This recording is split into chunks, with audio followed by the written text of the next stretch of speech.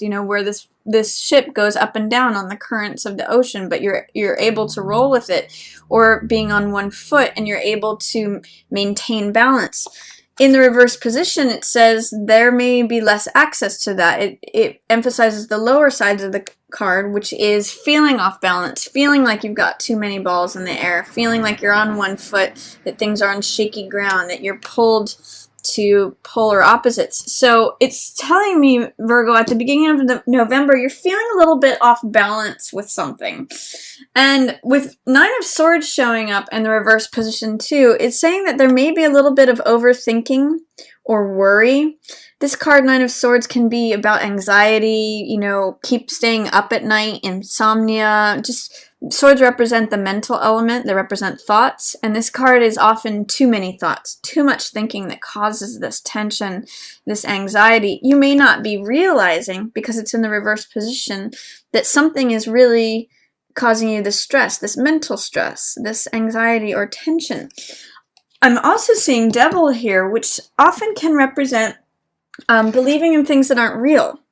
So, and it's a card where we turn our will over to something that seduces us or something that we're addicted to, things that ensnare us and that we turn our will over to, and it catches us. Like, it catches us out of our own surrender to the thing that is not real, surrender to the lies or the things, the scripts or the tapes that we're believing that diminish us and disempower us.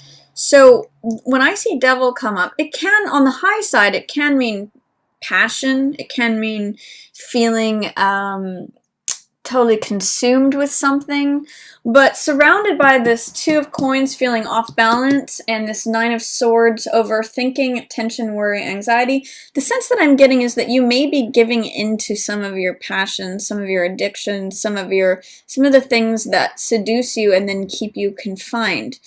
In the Rider-Waite, one thing that I always point out, which is another deck that is sort of like the standard, is that there's a male and a female person that have chains around their necks in this card. And what I always point out is that the chains are loose enough that they can take off those chains and walk away at any moment. It is their willingness, their belief, their false belief, which is another theme of this card, that they are enchained and enslaved, that prevents them from walking away, prevents them from seeing the light behind this character that is actually true. So what are you, when this card shows up, I ask, what are you believing that's not true? How are you surrendering yourself to something that's seductive to you or addictive to you? How are you giving your own power away and not acknowledging it? Because it's really throwing you off balance and making you overthink things, over-worry things, Virgo. I mean, you guys tend to kind of have an overactive mind as it is. You're ruled by Mercury.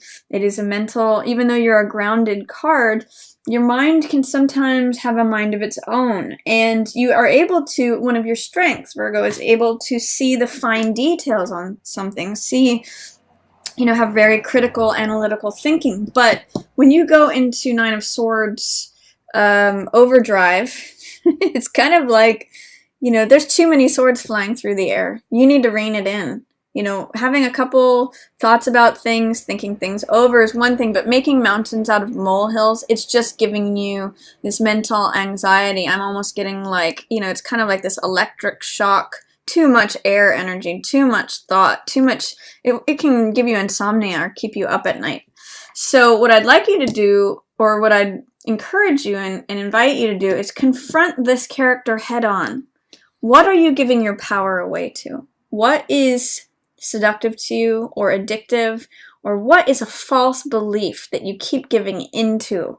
Look behind it, look past it, see if you can see the light that's behind it. Because if you're consumed with, this guy's got me, I always revert back to this, it always throws me off balance, it always trips me up. Try to re-examine that. Try to look past it. See what's the truth behind it, because it's keeping you ensnared and it may be keeping you up at night. So Virgo, break free. Seven of Coins in reverse. This is a card of patience. This is a card of reflection.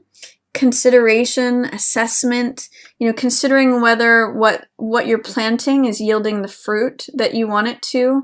This is the Farmer card, and it's a card of someone who puts a lot of time into things, but maybe growing bored with how things are, or it's a time to assess. Do I want to continue harvesting this crop? Do I want to continue planting these types of seeds and continue getting these types of results? Am I happy with that? Or do I want to plant something different? Do I want to invest my time in something different? It's a real card of like resting while things ripen to consider and evaluate whether that's the continued direction you want to go in or not. It's also a card of patience. So you can see that these things are blooming, and often when and in the other deck, sometimes these look like grapes or grape fields, vineyards. And one of the themes of this card is that if you pick things too soon, they're not as sweet. So you have to take time to let things ripen, let things bloom, let things culminate. So in the reverse position, what it tells me is that you may be having a difficult time allowing things to come to their sweetness. You may want things right now, or you may have a hard time reflecting and assessing, taking time to contemplate. You may want the results right now, and you may want to like harvest things that are not sweet yet. You have to let time take its course, its natural course, and allow this richness, this sweetness to develop. So it's also telling me, Virgo, you may need to be patient, both with yourself and with the results around you. This is kind of like, I want everything right now. I keep getting tripped up. This is a real set of mind feeling off balance. There's a lot of jittery energy here and giving oneself over. You might want to reassess. Is that the lifestyle that you want? Are you planting seeds that you're reaping the fruit from that you enjoy? Or do you want to reconsider? Do you want, this is like a crossroads card. Do I want to go this way or do I want to go that way? This is also a very spiritual card. Sevens represent the spiritual element. So you might be considering your spiritual values. Do I want to keep going in this direction or not? Try not to be impatient when this card shows up, Virgo. In the middle of the month, I see beautiful things happening for you if you can allow them in. You have Star and Sun, two of the luminaries in the sky. Excuse my dog there. So Sun, both of these cards are very positive cards. Even in the reverse position, them showing up, it's hard to make these be negative cards. And not that we would even want to, but even in the reverse position, they're still very strong. So the Sun represents vitality. It represents our radiance, our natural radiance. So does Star. Star represents accepting ourselves just as we are. You can see in this card she's naked. She doesn't have any clothes. She doesn't have any status. It's not about reputation. It's about her own intrinsic being, her own worth, and her own place in the world. So you can see the natural elements here, the bird, the tree, the flower, the stars. They all have their own place in the world. They have their own value, and they have their own internal radiance like the star does just by being itself. And she recognizes this. She knows this. So this is a great card of hope. And it's a card of renewal as well. She's got 1 foot in the water, 1 foot on earth. This represents being balanced both emotionally and being grounded.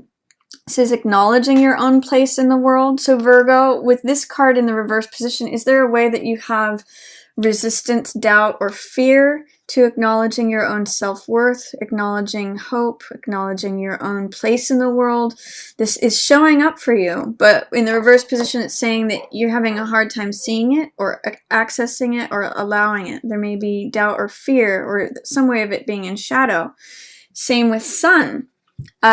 This card is a card about natural radiance, natural vitality. It's about integration of the self with the other, so balancing your male and female qualities. It's about what shines through once we accept ourselves just as we are. Are you allowing that, Virgo? Are you allowing your own natural radiant self not only in the gentle light of the night, but during the fiery sun, day of the sun. So this sort of says self-acceptance must come first before integration and radiance of the self, like the full self, comes through. This card is a card of joy, vitality, shining forth who you are. This is a card of kind of discovery of who you are, acceptance of who you are. This is when you radiate it out. So, and you can see there's themes here too of not only self-acceptance, but of coupledom. Sun and moon are probably the most natural, in natural relationship, or rather sun and moon. Sun and star are two beings that occupy the same space at different times of day, but in the same way. They're both actually there at the same time. We just see them at different points. But the point is that they both have their own natural place.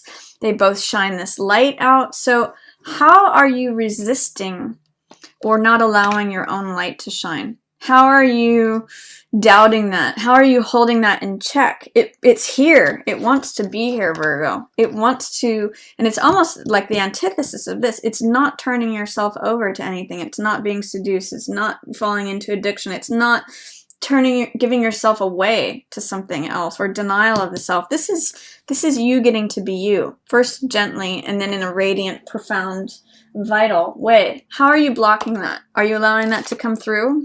That's going to be a question for you mid-month.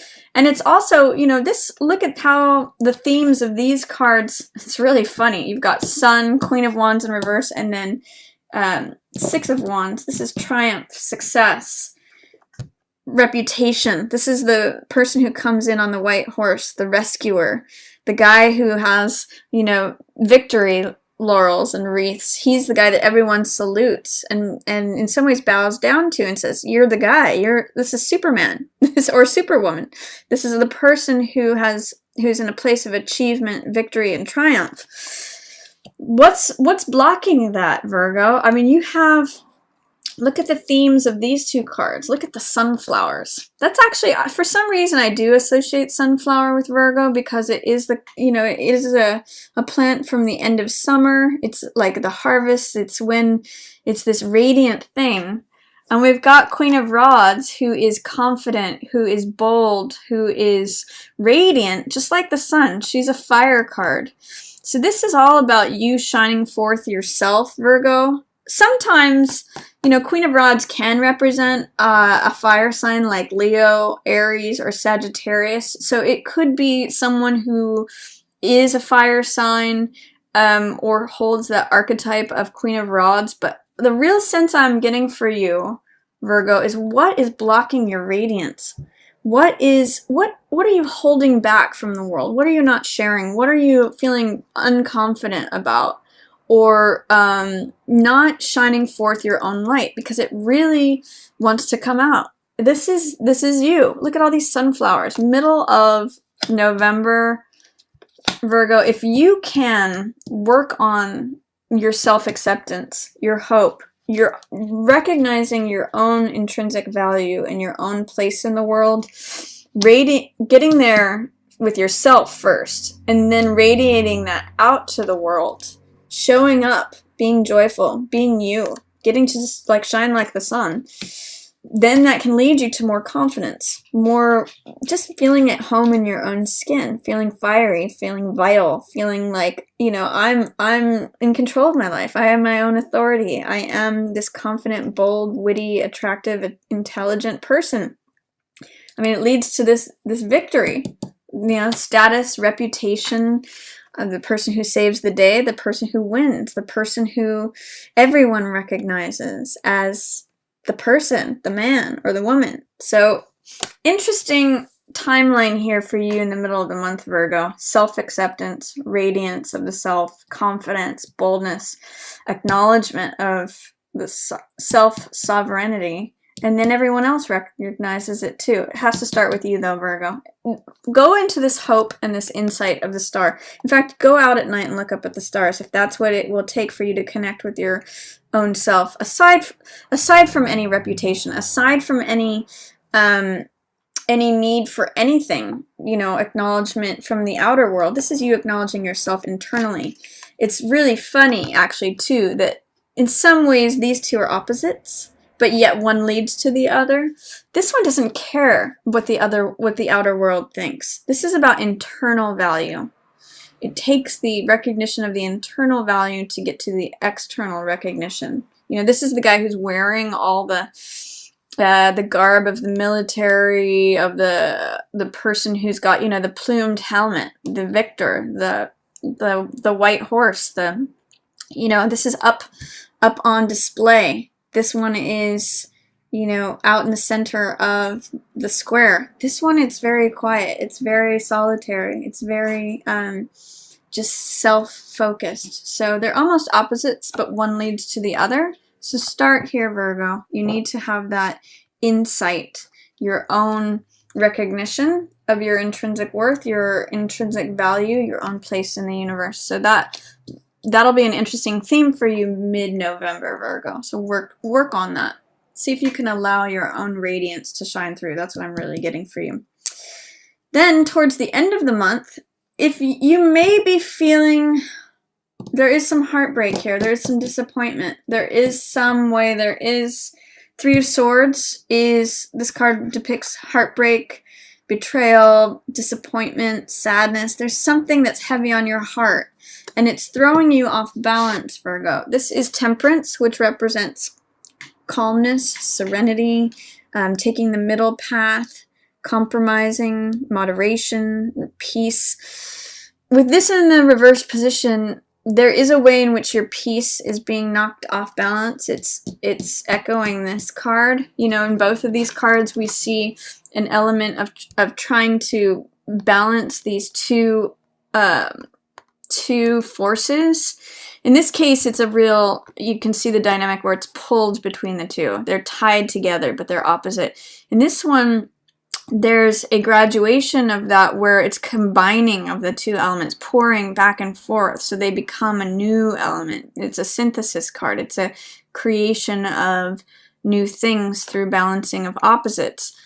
However, you know, what's interesting is that the similarity with this card, this column here is interesting because the similarity here is that Star balances herself through the emotional and the physical world. So does Temperance. Temperance is like the next octave of Star in some ways, where there's this balance emotionally and physically. It's balance between the heart element and being grounded. But this is not in the upright position for you, Virgo. It's showing up. This is who you are under the surface, but it's kind of getting swept up with this heartbreak, with this betrayal, sadness. You know, this could even just be like missing someone.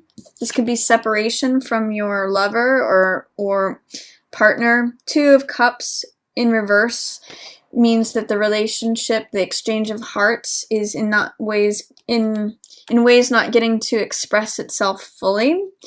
So this could be separation from the loved one, especially someone that you feel like a child with, someone that you feel like naive and innocent. Six of Cups is, both of these cards are beautiful cards for a relationship. They're both exchange of hearts. These are the mature adults exchanging hearts, and these are the children exchanging hearts. And this is, Cups represent love, emotion. They represent the water element. So it really is like you're exchanging hearts on not only a childlike level, but on a mature level as well. However, in the reverse position, I'm getting that you don't have access to that. Your heart is breaking because there's separation, or there's non-allowance of that to happen. It's throwing you off balance. This is the two cups that are depicted here, the two hearts that are being poured back and forth. But in between all of this, there's this Three of Swords energy. This is like heartbreak, disappointment, betrayal. This is like the dark clouds. So in some ways, Virgo, there is this sadness that's affecting your heart life. I can't say how it shows up for you, but I'm just getting the sense that you're missing this person. Whether it's a breakup, whether it's separation, whether it's that you're wanting to be in a relationship and you're not, there's something that's throwing you off balance. at the end of the month regarding your heart. And try to process it openly, or acknowledge it, because it's through, when these dark clouds show up, there's always this bright day afterwards. It's like when it rains, you know how crisp and clear it gets afterwards? You have to kind of go through it. You have to allow those tears to come, because that's what cleanses things. That is what allows that next new bright day to come. So be honest with yourself, acknowledge what's going on. You have some interesting cards here of twos, but in reverse. So acknowledge the reality of what's going on with that. I can't speak to what it's going to be for all Virgos. It may be different for each one of you, but that's what's going on. So that's my reading for you for November, Virgo.